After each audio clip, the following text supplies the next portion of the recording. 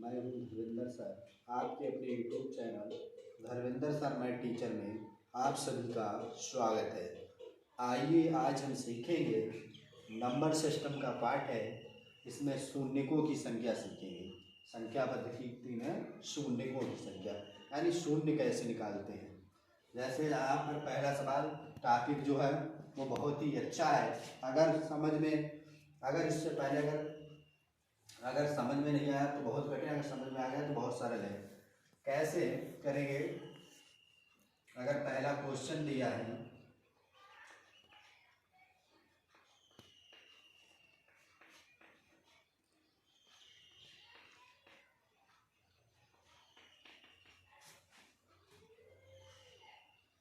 अगर कहा जाए 20 यानी डाटा 20 तक के यानी शून्यों की संख्या, 20 तक संख्या होती है किसकी?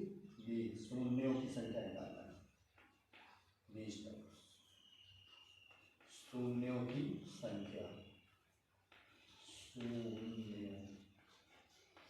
शून्यों की संख्या निकालना। क्या निकालना है? शून्यों की संख्या। यानी अगर 1 से 1 गुणा 2 गुणा 3 गुणा 4 गुणा 5 कहा जाए 20 तक की संख्याओं की अगर गुणा की जाए तो कितने शून्य हमें मिलेंगे? शून्यकों की संख्या। तो क्या करना है? कुछ नहीं करना है।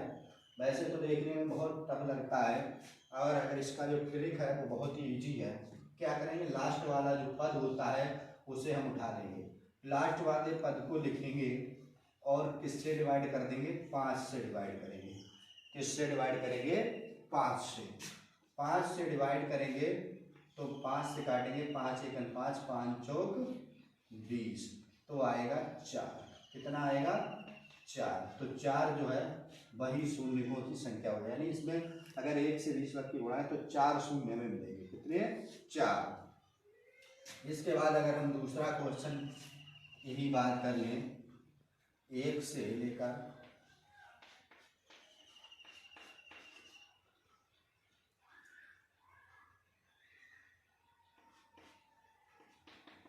डाट कितने तक हो? कितने का? 80 यानी 70 तक रखो। 70 तक की यानी 70 तक की संख्या कितने? शून्यों की संख्या।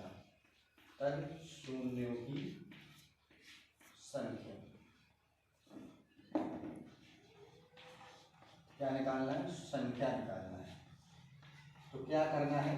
वही हमें जो लास्ट वाला पद होता है लास्ट वाले पद को लेंगे। लास्ट वाला पद लिया 70 है, 70 को 5 से डिवाइड करेंगे। कितने से डिवाइड करेंगे? 5 से। 5 से 70 को काटेंगे तो 5 एकम 5, 2 बचेगा, 5 चौक 20 यानी 14 आ जाएगा। कितना आएगा? 14। अब ये जब तक हम काटते जब तक ये संख्या 5 से बड़ी रहती है, 5 से जब तक बड़ी रहेगी तब तक हम काटेंगे। 5 से 14 को काटेंगे, 5 से 14 को काटेंगे, लेकिन पूरा डिवाइड करना, शेष वाले या दशमलव में भी। 5 से काटेंगे, 5 दूनी 10, कितना आएगा? 2, यानी तो 2 आएगा। कितना आएगा? 2। तो ये कितने हो जाएंगे? 5 से काटेंगे तो 5 दूनी 10, यानी सिर्फ पूरे काटना है। तो इसमें शून्यकों की संख्या कितनी हो जाएगी? 14 और 2 16। कितनी शून्यकों की संख्या होगी? 16 होगी। इसी प्रकार हम एक अगला सवाल लेंगे, तीसरा। 1 से ले लिया जाए 2, डाट करके यानी कहाँ तक? 100 तक पूछा जाए शून्यकों की संख्या। शून्यों की संख्या तो कितना आएगा? यहाँ पर क्या करेंगे? लास्ट वाला यानी संख्या लेंगे 100। 100 को अगर हम 5 से डिवाइड करेंगे तो कितना आएगा? 5 दूनी 10 यानी 20 आएगा। कितना आएगा? 20। अब 20 को हमें 20 को 5 से डिवाइड फिर करो। 20 से 5 यानी 20 को 5 से डिवाइड करेंगे तो 4 आएगा। 4 जो है 5 से क्या है? छोटी संख्या। तो यानी इसके कितने शून्य हो जाए? 20 और 4 को ऐड कर लेंगे, कितना हो जाएगा?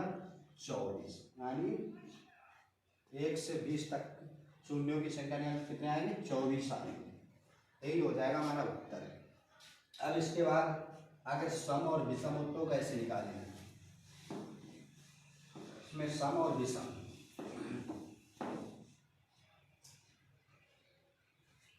अगर यहीं पर दे दिया जाए 1 गुणा 3 गुणा 5 गुणा डाट डाट तक, यानी कितने तक?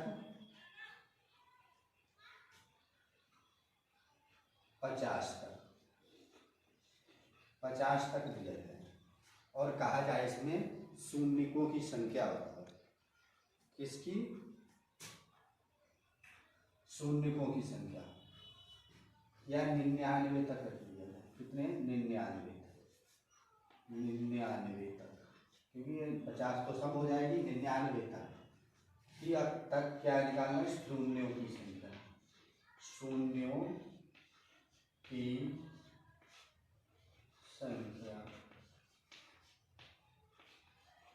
तो इसमें जो है अगर पूछा जाए इस तरह से, या पूछ लिया जाए यानी 1 से 49 तक या 1 से 99 तक, यानी कितनी भी विषम संख्या है, अगर विषम संख्याओं में शून्यों की संख्या पूछी जाएगी तो शून्यों की संख्या जो होती है नहीं होती, यानी उसमें एक भी शून्य नहीं आएगा। अगर विषम संख्या का पूछा जाएगा तो विषम संख्याओं में अगर शून्यकों की संख्या पूछी जाए तो एक भी नहीं आएगी।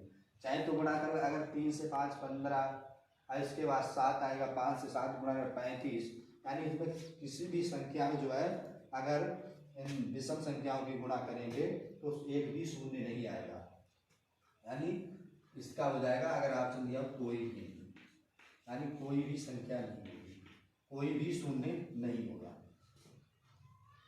कोई नहीं लिख देना है, यानी कोई शून्य नहीं आएगा विषम संख्याओं में। अगर यहाँ पर सम संख्या दिया होता, सम संख्या का लेते हैं, ये सम संख्या लेना है, 2 4 6 डाट डाट तक, यानी कितने तक ले लिया जाए? 100 तक ले लिया, 100 तक ले लो, 100 तक शून्यों की संख्या, तक की शून्यों की संख्या, शून्यों की संख्या याद करके बताओ। तो कैसे करेंगे? देखो इसमें क्या होता है, अगर 100 तक देखा जाए तो एक जो संख्या होगी वो तो विषम होगी और दूसरी संख्या कैसी होती है? सम। एक संख्या विषम, दूसरी सम, इस प्रकार से चलता है। तो अगर इनमें किया जाए तो इनमें यानी दूसरी संख्या कौन सी? सम प्राप्त होती है। तो 100 में ऐसी कितनी संख्याएं होंगी? तो 50 संख्या होंगी। कितनी संख्या होंगी? 50। तो हमें यहाँ पर 100 नहीं लिखना है, ये देखना है कि यहाँ पर हमें कितनी संख्याएं प्राप्त हो रही है सब। तो हमें 50 संख्याएं प्राप्त हो रही है। 50 को हमें क्या करना है? 50 को 5 से डिवाइड कर देना है। 50 को 5 से डिवाइड करना है। 5 से करेंगे तो 10 आएगा। कितना आएगा? 10 आएगा। अब 10 को हम फिर 5 से डिवाइड करेंगे। 5 से जब 10 को डिवाइड करेंगे तो 2 आएगा। अब इन दोनों को ऐड कर देंगे तो कितना आएगा? 12। तो 12 शून्य होंगे। कितने होंगे? 12। अगर सम संख्या में पूछा जाए 2 से 100 तक कितने शून्य होंगे गुणा करने पर? तो 12 शून्य प्राप्त होंगे। अगर इसके बाद दूसरा, अगर यहीं पर आ जाए वर्ग यानी स्क्वायर वाला, तो कैसे निकालेंगे? ये दिया जाए जैसे 1 का स्क्वायर गुणा 2 का स्क्वायर गुणा 3 का स्क्वायर गुणा डाट डाट करके 10 तक ले लिया जाए। 10 के स्क्वायर तक की तक शून्यों की संख्या बताओ। शून्यों की यानी कितने शून्य होंगे? शून्यों की संख्या। तो कैसे निकालेंगे? देखो स्क्वायर से कोई मतलब, इस वाली संख्या को लेना, लास्ट वाली संख्या। लास्ट वाली संख्या ली, इससे 5 से डिवाइड किया। 5 से डिवाइड करोगे तो 2 आएगा। अगर 10 को अगर हम 5 से डिवाइड करेंगे तो कितना आएगा? 2 आएगा। अब इसमें यानी इसमें घात कितनी लगी है? सब पर 2 2 लगी है, तो 2 की गुणा कर देंगे इसमें, तो कितना हो जाएगा? 4। तो 4 शून्य मिलेंगे। कितने शून्य मिलेंगे? 4। अब इसी में अगर 3 घात वाला यानी क्यूब वाला आ जाए तब ऐसे करेंगे। अगर इसमें स्क्वायर ना देकर क्यूब दिया हो तो कैसे करेंगे, तो इसमें ये भी टाइप समझ लेते हैं। 1 की घात 3 गुणा 2 की घात 3 गुणा 3 की घात 3 गुणा, यानी ले लिया जाए 10 तक ही ले लेना, गुणा 10 का क्यूब तक शून्यों की संख्या बताओ। इसकी शून्यों की संख्या,